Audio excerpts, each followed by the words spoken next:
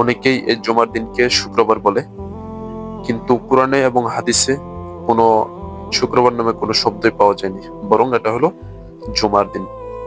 তো এই জুমার দিনে অনেক ফজিলত আছে, যে ফজিলত সম্পর্কে আমাদের রাসূল সাল্লাল্লাহু আলাইহি সাল্লাম বলছেন, ইয়াউমুল জুমআতি সাইয়্যিদুল আইয়াম, জুমার দিনকে অন্য দিনগুলোর নেতা বলা হয়। এই জুমার দিনে অনেক ফজিলত আছে, তার মধ্যে আমি কিছু সংক্ষিপ্ত আকারে ধরতে চাচ্ছি, সব দেখুন করেছে। তো 1 নম্বর হলো এই দিনে হযরত আদম আলাইহিস সালামকে সৃষ্টি করেছেন এই জুমার দিন। 2 নম্বর হলো এই দিনে হযরত আদম আলাইহিস সালামকে মৃত্যু দান করেছেন। 3 নম্বর হলো এই দিনে হযরত আদম আলাইহিস সালামকে বেহেশতে পাঠানো হয়েছে এবং বেহেশত থেকে বহিষ্কার করে দুনিয়া পাঠানো হয়েছে। 4 নম্বর হলো এই দিনে কিয়ামত সংগঠিত হবে। 5 নম্বর হলো এই দিনে ফেরেশতা ইসরাফিল আলাইহিস সালাম এর ফুৎকারে সাথে সাথে হিসাব দেওয়ার জন্য সকল সৃষ্টিজীব জীবন্ত হয়ে মাটি গর্ত থেকে উঠে আসবে। যেমন রাসূল সাল্লাল্লাহু আলাইহি ওয়াসাল্লাম বলছেন, ইন্না মিন আফদলি আইয়ামিকুম ইয়াউমাল জুমআতি ফি খুলিকা।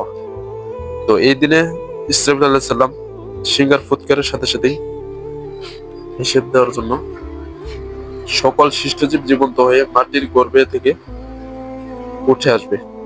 তো 6 নম্বর হলো যে জুমার দিনে দোয়া কবুল হওয়ার একটি সময় আছে, যা অন্য কোনো দিনে তা নেই।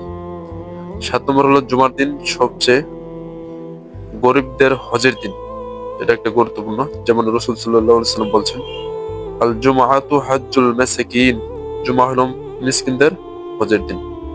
জুমার দিনে মসজিদের দরজায় ফেরেশতা এসে বিভিন্ন ধরনের সওয়াবের মধ্যে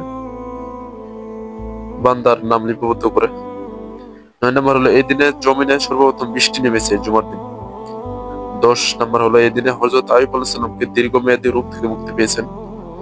11 নম্বর হলো এই দিনে হযরত ইউসুফ আলাইহিস সালামকে কারাগার থেকে মুক্তি পেয়েছেন। এই জুমার দিনে এই দিনে হযরত নূহ আলাইহিস সালামকে মহাপ্লাবনের পর নৌকা থেকে জমিনে পা রেখেছেন। এই দিনে যে ব্যক্তি মারা যাবে তার কবরে আযাব ক্ষমা করে দেয়া হবে। সুবহানাল্লাহ। এই দিনে আল্লাহর পক্ষ হতে হযরত মুহাম্মদ সাল্লাল্লাহু আলাইহি সাল্লাম ইসমতের ঘোষণা দেওয়া হয়। এই জুমার দিনে এই রাত্রি নূরে পরিপূর্ণ হয়। তো প্রিয় ভাইয়েরা, এই জুমার দিন অবশ্যই আমাদেরকে গুরুত্ব দিতে হবে। এই জুমার দিন আমাদেরকে একটা গুরুত্বপূর্ণ, বাকি দিনগুলোর চাইতে বেশি গুরুত্বপূর্ণ দিন। অবশ্যই আমাদেরকে জুমার নামাজের সময় আগে যাইতে হবে। যে আল্লাহ তাআলা এই পবিত্র কোরআনে বলছেন এই জুমা বারের সম্পর্কে, যে ইয়া আইয়ুহাল্লাযীনা আমানু ইযা নুদিয়া লিস-সালাতি মিন ইয়াউমিল জুমআতি ফাসাউ ইলা যিকরিল্লাহি ওয়া যারুল বাই'a যালিকুম খায়রুল লাকুম ইন কুনতুম তা'লামুন।